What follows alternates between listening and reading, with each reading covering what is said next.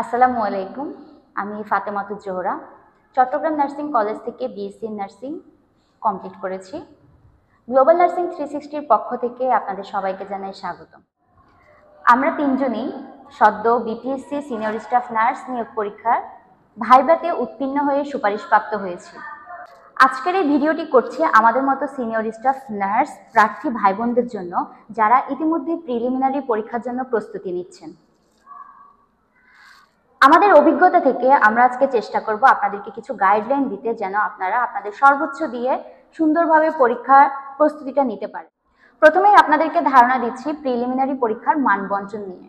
এখানে পূর্ণাঙ্গ মার্ক 100 এবং এমসিকিউ আকারে হবে, এবং বাংলা, ইংরেজি, সাধারণ জ্ঞান প্রতিটি বিষয়ে আলাদাভাবে 20 মার্ক এবং টেকনিক্যাল বিষয়ে 40 মার্ক। আজকে আমরা এই প্রতিটা বিষয় নিয়ে আলোচনা করব। শুধু আমি একা নই, আমার সাথে আরো দুজন আছেন, জোবাইদা আক্তার এবং জয়ানা। ওনারা সহ বাংলা, ইংরেজি, সাধারণ জ্ঞান এবং টেকনিক্যাল বিষয়ে আমরা একটা সাজেশন দিব আপনাদেরকে, যেন আপনারা পূর্ণাঙ্গ প্রস্তুতি নিতে পারেন। প্রথমেই বাংলা এবং সাধারণ জ্ঞান, যেটাতে প্রতিটা বিষয়ে 20 মার্ক করে আছে, ওটা নিয়ে আলোচনা করবে জোবাইদা আক্তার ম্যাম। তো চলুন শুরু করি। ধন্যবাদ। আসসালামু আলাইকুম। আমি জোবাইদা আক্তার বলছি, চট্টগ্রাম নার্সিং কলেজ থেকে 4 বছর মেয়াদি বিএসসি নার্সিং ডিগ্রি সম্পন্ন করেছি। আজকে আমি আপনাদের সাথে দুটি গুরুত্বপূর্ণ বিষয়, বাংলা এবং সাধারণ জ্ঞান নিয়ে আলোচনা করব। দুটি বিষয়ের নাম্বার 20 মার্ক করে 40 মার্ক কম হলেও আসলে সিলেবাস কম নয়। এখানে সিলেবাসটি হচ্ছে বিস্তীর্ণ এবং অনেক বেশি টেকনিক্যালি পড়তে হবে। তবে ভয় পাওয়ার কারণ নেই, সঠিক গাইডলাইনের মাধ্যমে আপনারা এটি সম্পূর্ণ করতে পারবেন। প্রথমেই আসি বাংলা নিয়ে। বাংলায় দুইটি পার্ট রয়েছে। প্রথমটি হচ্ছে বাংলা ব্যাকরণ, দ্বিতীয়টি হচ্ছে সাহিত্যিক পার্ট। বাংলা ব্যাকরণে আমরা কি পড়ব? আমরা যেমন 9-10-এর ধ্বনি, বর্ণ, ভাষা, ব্যাকরণ, বাক্য, কারক ও বিভক্তি, সমাস, এই সমস্ত বিষয়গুলো শেষ করেছি। সেই বিষয়গুলোকেই আবার আমরা এখানে পুনরায় চর্চা করব। প্রথমে আসছি ধ্বনি থেকে। ধ্বনি থেকে আমরা কি পড়ব? ধ্বনি থেকে আমরা মৌলিক ধ্বনি, যৌগিক ধ্বনি, মৌলিক স্বরধ্বনি, যৌগিক স্বরধ্বনি, নাসিক্য ধ্বনি, তালব্য ধ্বনি, এই সমস্ত বিষয়গুলোকে আমরা আয়ত্ত করে ফেলব। তারপর আমরা পড়ব বর্ণ থেকে। বর্ণ থেকে স্বরবর্ণ, ব্যঞ্জনবর্ণ, বর্গীয় বর্ণ, উষ্ট্রবর্ণ, তালব্য বর্ণ, নাসিক্য বর্ণ, তারপর এই সমস্ত বিষয়গুলোকে আমরা আলোচনায় নিয়ে আসব। বর্ণ থেকে আমরা আরও পড়ব অর্ধমাত্রা, পূর্ণমাত্রা এবং মাত্রাবিহীন বর্ণ। তারপরে আসছি বাক্য থেকে। এখানে বাক্যের কোনো সংজ্ঞা পড়তে হবে না। বাক্য থেকে হচ্ছে বাক্যের প্রকারভেদ, উৎস, উৎপত্তি, সব কিছুই। বাক্যের যে গুরুচণ্ডালী দোষগুলো থাকে সেগুলোকেও হচ্ছে আয়ত্ত করতে হবে। তারপর আসছি শব্দ। শব্দতে অনেক বিস্তৃত একটা পার্ট। কোন শব্দ কোত্থেকে উৎপত্তি হয়েছে, তৎসম, সংস্কৃত, তদ্ভব, তারপর হচ্ছে উৎস, উৎপত্তি, এই সব কিছু প্রকারভেদকে আমরা উদাহরণ সহ মুখস্থ করতে হবে। তারপর আসছি কারক এবং বিভক্তি। কারক বিভক্তিতে আমাদেরকে একটা বাক্য দেওয়া হবে, সেখান থেকে আমাদেরকে আইডেন্টিফাই করতে হবে কোনটি কোন কারক এবং কোনটি কোন বিভক্তি। তাই সেজন্য আমাদেরকে প্রকারভেদ এবং উদাহরণ সবটুকুই হচ্ছে ভালোভাবে আয়ত্ত করে নিতে হবে। তারপর আসছে সমাস। সমাসের মধ্যেও কোন সমাস, কোন ধরনের সমাস, এইগুলোকে উদাহরণ সহ আমাদেরকে আয়ত্ত করে নিতে হবে। তারপর আরও রয়েছে ব্যাকরণের অংশ হিসাবে, যেমন এক কথায় প্রকাশ, বাগধারা, প্রবাদ প্রবচন, বিপরীত শব্দ, সমার্থক শব্দ, এই সমস্ত বিষয়গুলোকেও আমাদেরকে আয়ত্ত করে নিতে হবে। সাথে আরেকটি পয়েন্ট, যেটা হচ্ছে লিঙ্গ এবং বচন, এই বিষয়টাকেও আমাদের আয়ত্ত করে নিতে হবে। তাই এই সিলেবাসটাকে গুরুত্ব সহকারে বিবেচনা করে দেরি না করে আজ থেকেই সমাধান করার জন্য আপনারা চেষ্টা করুন। এতক্ষণ আমি আপনাদের সাথে বাংলা ব্যাকরণ নিয়ে আলোচনা করেছি। এখন আলোচনা করব বাংলা সাহিত্য নিয়ে। এখন আসি সাহিত্য থেকে আমরা কি কি পড়ব। বাংলা সাহিত্য থেকে আমরা প্রথমেই কবি পরিচিতি পড়ে নিব।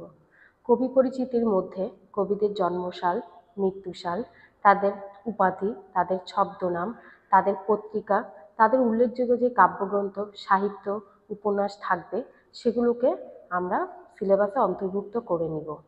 তারপর আসছি বাংলায় যে প্রাচীন যুগ থাকবে, মধ্যযুগ থাকবে, আধুনিক যুগ থাকবে। সেই প্রাচীন যুগ, মধ্যযুগ, আধুনিক যুগ কত থেকে কত সালের মধ্যে ছিল, সেই সময়ে কারা উল্লেখযোগ্য কবি ছিলেন, তাদের উল্লেখযোগ্য যেই গ্রন্থ থাকবে, কবিতা থাকবে, উপন্যাস থাকবে, সেই বিষয়গুলোকেও সিলেবাসে অন্তর্ভুক্ত করে নিতে হবে। বাংলা সাহিত্যের জন্য আমি MP3 জর্জের বাংলা সিরিজ এবং প্রফেসর বইটিকে গাইডলাইন হিসাবে বেছে নিয়েছিলাম। এবার আসছি সাধারণ জ্ঞান পার্টে। সাধারণ জ্ঞান পার্টটা খুবই বিশাল এবং বিস্তৃত একটি সিলেবাস। এখানে দুটি বিষয় আছে, একটি আন্তর্জাতিক আর একটি বাংলাদেশ। আর বাংলাদেশ এবং আন্তর্জাতিক দুটি বিষয়ের জন্য আমি BCS এর প্রিসেপ্টর ডাইজেস্ট এবং MP3 জর্জ এবং সাম্প্রতিক বিষয়ের জন্য আমি সাম্প্রতিক যে কারেন্ট অ্যাফেয়ার্সগুলো আছে বা গ্লোবাল অ্যাফেয়ার্স, সেগুলোকে আমি আমার গাইডলাইন হিসেবে বেছে নিয়েছিলাম। এখন আসছি সাধারণ জ্ঞান থেকে আমরা কোন কোন বিষয় পড়ব। বাংলাদেশ থেকে আমাদেরকে প্রথমেই জানতে হবে বাংলাদেশের সীমারেখা, ভৌগোলিক রেখা এবং বাংলাদেশের গুরুত্বপূর্ণ দর্শনীয় স্থান। বাংলাদেশের সীমারেখার মধ্যে যেমন আন্তর্জাতিক সীমানা কতটুকু, তারপর হচ্ছে সামুদ্রিক সীমা কতটুকু, রাজনৈতিক সীমা কতটুকু, এই বিষয়গুলোকে জানতে হবে।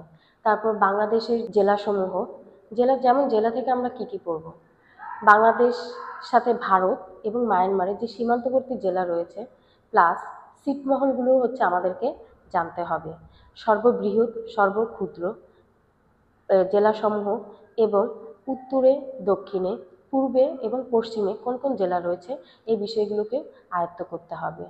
তারপর আসছি বাংলাদেশে আবহাওয়া এবং জলবায়ু এবং নদ নদী। নদ নদী থেকে আমরা কোনটি পড়ব, যেমন বাংলাদেশে এখন সর্বমোট কয়টি নদ নদী আছে, তারপর সর্ববৃহৎ এবং ক্ষুদ্র নদ নদী, এই বিষয়গুলোকেও আমাদেরকে আয়ত্ত করে নিতে হবে। এবং নদীর উৎপত্তি এবং সংযোগস্থল, এই বিষয়গুলোকেও আমাদেরকে সিলেবাসে অন্তর্ভুক্ত করে নিতে হবে। তারপরে আমরা বাংলাদেশের আরও একটি গুরুত্বপূর্ণ অধ্যায়, যেমন মুক্তিযুদ্ধ। 1971 সালের মুক্তিযুদ্ধ থেকে শুরু করে জুলাই 24-এ যে গণ অভ্যুত্থান, সাম্প্রতিক সময়ে সেই গণ অভ্যুত্থানটাকে সবার আগে আপনারা প্রায়োরিটি দিতে পারেন এবং সাথে 71-এর বিষয়টিকেও আপনারা প্রায়োরিটি দিবেন। সংবিধান থেকে আমরা যেই বিষয়টি সিলেবাস অন্তর্ভুক্ত করব সেটি হচ্ছে সংবিধানে কয়টি ভাগ রয়েছে, কয়টি মূলনীতি রয়েছে, কয়টি অনুচ্ছেদ, কয়টি পরিচ্ছেদ এবং কোন অনুচ্ছেদে কি কি রয়েছে, এবং সংবিধানের যে সংশোধনীগুলো রয়েছে সেগুলোকেও আমাদের সিলেবাসে অন্তর্ভুক্ত করব। আরও একটি গুরুত্বপূর্ণ বিষয় হচ্ছে যে সংবিধান দিবসটি কবে, বাংলাদেশের সংবিধান দিবসটি কবে এবং বিশ্বের সর্ববৃহৎ সংবিধান এবং ক্ষুদ্র সংবিধান, এই বিষয়গুলোকেও সিলেবাসের অন্তর্ভুক্ত করতে হবে। তারপর আসছি বাংলাদেশে যেই শাসনামল, ব্রিটিশ শাসনামল, তারপর কোন শাসনামলে কোন রাজা রাজত্ব করেছেন, সেই বিষয়গুলোকেও অন্তর্ভুক্ত করে নিতে হবে। সাথে বাংলাদেশের খনিজ সম্পদ, বনজ সম্পদ, শিল্প, কৃষি, অর্থনীতি সব কিছুকে আমাদেরকে সাধারণ জ্ঞানে অন্তর্ভুক্ত করে নিতে হবে। গুরুত্বপূর্ণ দিবসসমূহ, আমদানি, রপ্তানি, তারপর বাংলাদেশের যে গুরুত্বপূর্ণ স্থাপনা রয়েছে যেমন মেট্রো রেল, পদ্মা সেতু, স্যাটেলাইট, এই বিষয়গুলোকেও আমাদেরকে প্রায়োরিটাইজ করতে হবে। তারপর আসছি সংস্কৃতি, যেমন আমাদের নাচ গান, কোন অঞ্চলে কোন ধরনের গান বিখ্যাত বা কোন গীতিকার, সুরকার কোন গানের সুর দিয়েছেন, গুরুত্বপূর্ণ বিষয়গুলোকে আয়ত্ত করে নিতে হবে। তারপর আসছে ক্ষুদ্র নৃগোষ্ঠী, উপজাতি, এই বিষয়গুলোকে আমাদেরকে প্রায়োরিটি দিতে হবে। তারপর আসছে যোগাযোগ ব্যবস্থা, আইন ও বিচার বিভাগ, ভৌগোলিক উপনাম, পুরস্কার যেমন 21শে পদক, বাংলা একাডেমি সাহিত্য পুরস্কার, এই সমস্ত বিষয়গুলোকে আমাদের আয়ত্ত করে নিতে হবে। জাতীয় প্রতীক, ভাস্কর্য, দর্শনীয় স্থান, খেলাধুলা, এই বিষয়গুলোকেও আমাদেরকে সিলেবাসের অন্তর্ভুক্ত করতে হবে। খুব বেশি বিস্তৃত না পড়লেও গুরুত্বপূর্ণ যেই প্রশ্নগুলো থাকবে সমসাময়িক, এই বিষয়গুলোকে আপনারা একটু আয়ত্ত করে নেবেন। আর সর্বপ্রথম জিআই পণ্য এবং সর্বশেষ জিআই পণ্যটি অবশ্যই আপনারা মনে রাখবেন। সাধারণ জ্ঞান থেকে মুদ্রার নামটাও আপনারা আয়ত্ত করে রাখতে পারেন। আসছি আন্তর্জাতিক বিষয় নিয়ে। আন্তর্জাতিক বিষয় থেকে আমরা কোন কোন বিষয়গুলোকে নিজেদের মধ্যে প্রায়োরিটি দিব। প্রথমে আসছি জাতিসংঘ। জাতিসংঘ দিবস কবে পালিত হয় এবং জাতিসংঘের সদর দপ্তর কোথায়, কয়টি দেশ জাতিসংঘের অন্তর্ভুক্ত, বাংলাদেশ কবে জাতিসংঘের সদস্যপদ লাভ করে এবং জাতিসংঘে বাংলাদেশের প্রথম কে বাংলায় ভাষণ দেন, সেই বিষয়গুলোকে আয়ত্ত করতে হবে। এবং জাতিসংঘের সর্বশেষ দেশ কোনটি, শান্তিরক্ষা মিশনে কয়টি দেশ জাতিসংঘের প্রতি বছর অংশগ্রহণ করেন, জাতিসংঘের অঙ্গসংস্থান কয়টি এবং জাতিসংঘে প্রতি বছর কবে বার্ষিক সম্মেলন হয়, সেই বিষয়গুলোকেও জানতে হবে। বর্তমানে জাতিসংঘের মহাসচিব কে থাকবেন, সেই বিষয়গুলোকেও অন্তর্ভুক্ত করতে হবে। এই পর্যন্ত কতজন জাতিসংঘের মহাসচিব ছিলেন, সেই বিষয়গুলোকেও অন্তর্ভুক্ত করে নিতে হবে। আরও কিছু গুরুত্বপূর্ণ আন্তর্জাতিক সংস্থা যেমন SAARC, BIMSTEC, UNESCO, UNICEF, FAO, WHO বা world health organization, international monetary fund, international labour organization, WTO, UNDP, European Union, ILO, NATO, NAM, APEC, G20, BRICS, এই বিষয়গুলোকেও আয়ত্ত করতে হবে। সব কয়টি আন্তর্জাতিক সংস্থার মধ্যে কবে প্রতিষ্ঠিত হয়, কত সালে প্রতিষ্ঠিত হয় এবং বর্তমানে তাদের মহাসচিব কে আছেন, এই বিষয়গুলোকেও অন্তর্ভুক্ত করতে হবে। আন্তর্জাতিক বিষয় থেকে আমরা আরও পড়ব কোন দেশের সাথে কোন দেশের বাণিজ্যিক চুক্তি রয়েছে এবং তাদের সীমারেখা, এই বিষয়গুলোকেও পড়তে হবে। আন্তর্জাতিক বিষয় থেকে আমরা আরও উপমহাদেশ সিলেবাসে অন্তর্ভুক্ত করে নিব। তারপর বিভিন্ন ধরনের গুরুত্বপূর্ণ যেই যুদ্ধসমূহ রয়েছে, সেই বিষয়গুলোকেও আমরা এক নজরে দেখে নিব। ধন্যবাদ সবাইকে এতক্ষণ ধরে আমার এই আলোচিত বিষয়গুলোকে মনোযোগ সহকারে শোনার জন্য। আশা করি প্রিলিমিনারিতে আপনাদের কিছুটা হলেও এখান থেকে আপনারা উপকৃত হবেন। যাচ্ছি জয়ানাথ ম্যামের কাছে, উনি আলোচনা করবে ইংরেজি বিষয় নিয়ে। নমস্কার ও শুভ সকাল। আমি জয়ানাথ চট্টগ্রাম নার্সিং কলেজ থেকে বিএসসি নার্সিং ডিগ্রি সম্পন্ন করেছি। বিপিএসসি প্রিলিমিনারি পরীক্ষায় ইংরেজি অংশের প্রস্তুতি নিয়ে আজকে আমি আপনাদের সাথে আলোচনা করব। এই পরীক্ষায় ইংরেজি একটি গুরুত্বপূর্ণ অংশ, যা সাধারণত 15 থেকে 20 নম্বরের মধ্যে হয়ে থাকে, তবে কিছু কিছু ক্ষেত্রে এই নাম্বার কম বা বেশি হতে পারে। ভালো প্রস্তুতি থাকলে এই অংশে স্কোর তোলা খুব সহজ হয়। ইংরেজি অংশের মূল বিষয়সমূহ হলো ব্যাকরণ অথবা গ্রামার। গ্রামারের মধ্যে পড়তে হবে পার্টস অফ স্পিচ, যেমন নাউন, প্রোনাউন, অ্যাডভার্ব, অ্যাডজেক্টিভ। হতে পারে একটা সেন্টেন্স দিল, সেন্টেন্সের মধ্যে বললো এখানে কোনটি অ্যাডজেক্টিভ, অপশন থাকবে, সেখান থেকে আমাকে অ্যাডজেক্টিভটা সিলেক্ট করতে হবে।